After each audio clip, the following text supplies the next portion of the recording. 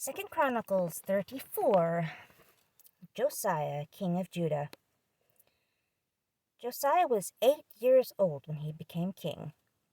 He was king for 31 years in Jerusalem. He lived in a way that pleased the Lord, always doing what was right, as his ancestor David had done. Josiah never changed this way of life. When Josiah was in his 8th year as king, he began to follow the God worshipped by David, his ancestor. He was still young when he began to obey God.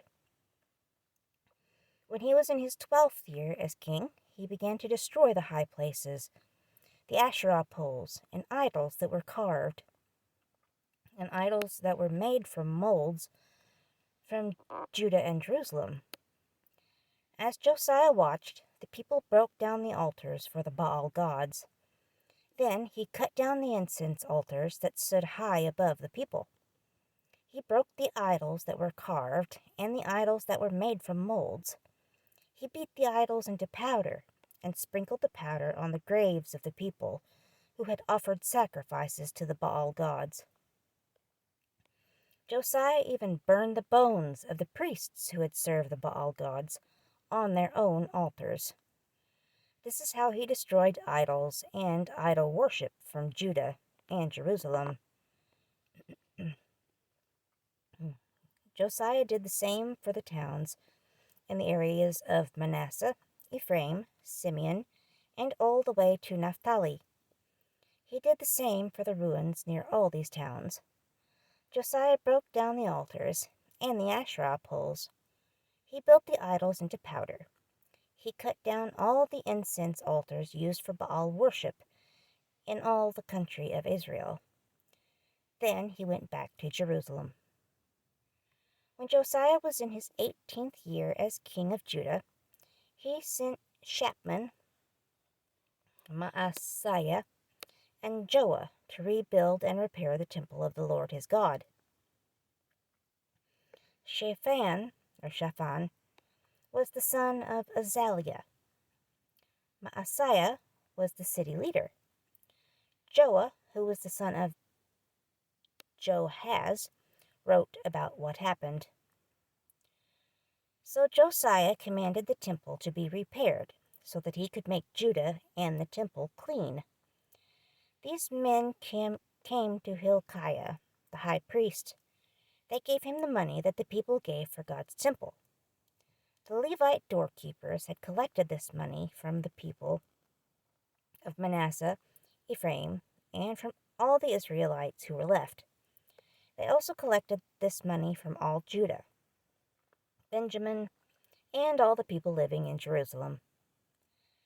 Then the Levites paid the men who supervised the work on the Lord's temple, and the supervisors paid the workers who repaired the Lord's temple. They gave the money to carpenters and builders to buy large rocks that were already cut, and to buy wood. The wood was used to rebuild the buildings and to make beams for the buildings. In the past, the kings of Judah did not take care of the temple buildings. The buildings had become old and ruined. The men worked faithfully. Their supervisors were Jahath and Obadiah. Jahath and Obadiah were Levites, and they were descendants of Merari. Other supervisors were Zechariah and Meshullam. They were descendants of Kohath. The Levites, who were skilled in playing instruments of music, also supervised the laborers and all the other workers. Some Levites worked as secretaries, officials, and doorkeepers. The book of the law found. The Levites brought out the money that was in the Lord's temple. At that time, Hilkiah the priest found the book of the law of the Lord that was given through Moses. Hilkiah said to Shaphan the secretary, "I found the book of the law in the Lord's house." Hilkiah gave the book to Shaphan. Shaphan brought the book to King Josiah. Shaphan reported to the king, "Your servants are doing everything you told them to do. They got the money that was in the Lord's temple and are paying the supervisors and the workers." Then Shaphan said to King Josiah, "Hilkiah the priest gave a book to me." Then Shaphan read from the book in front of the king. When King Josiah heard the words of the law being read, he tore his clothes. Then the king gave a command to Hilkiah. Ahikam, son of Shaphan, Abdon, son of Micah, Shaphan the secretary, and Asaiah the servant. The king said, "Go, ask the Lord for me and for the people who are left in Israel and in Judah. Ask about the words in the book that was found. The Lord is very, very angry with us because our ancestors did not obey the Lord's word. They did not do everything this book says to do." Hilkiah and the king's servants went to the newer part of Jerusalem to see Huldah the prophetess. She was the wife of Shallum, the son of Tokath, whose father was Hazra. Shallum had the job of taking care of the king's clothes. Hilkiah and the king's servants told Huldah what happened. Huldah said to them, "This is what the Lord, the God of Israel, says. Tell King Josiah that the Lord says, I will bring trouble to this place and to the people living here. I will bring all the terrible things that are written in the book that was read in front of the king of Judah. I will do this because the people left me and burned incense to other gods. They made me angry because of all the bad things they have done. So I will pour out my anger on this place.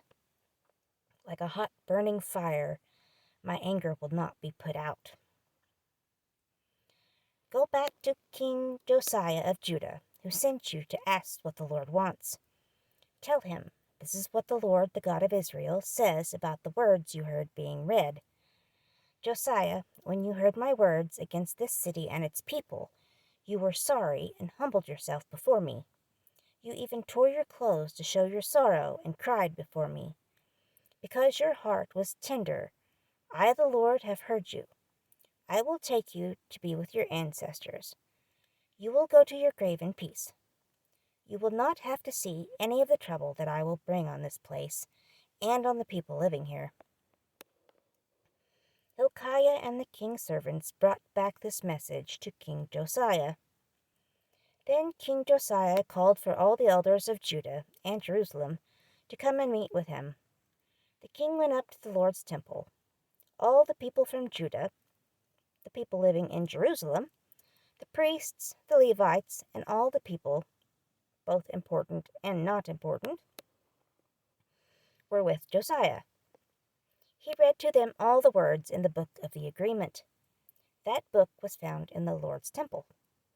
Then the king stood up in his place. He made an agreement with the Lord. He agreed to follow the Lord and to obey his commands, laws, and rules. He agreed to obey with all his heart and soul the words of the agreement written in this book. Then Josiah made all the people in Jerusalem and Benjamin promise to accept the agreement. The people of Jerusalem obeyed the agreement of God, the God their ancestors obeyed. The Israelites had idols from many different countries, but Josiah destroyed all the terrible idols. He made all the people in Israel serve the Lord their God, and as long as Josiah was alive, the people continued to serve the Lord, the God of their ancestors.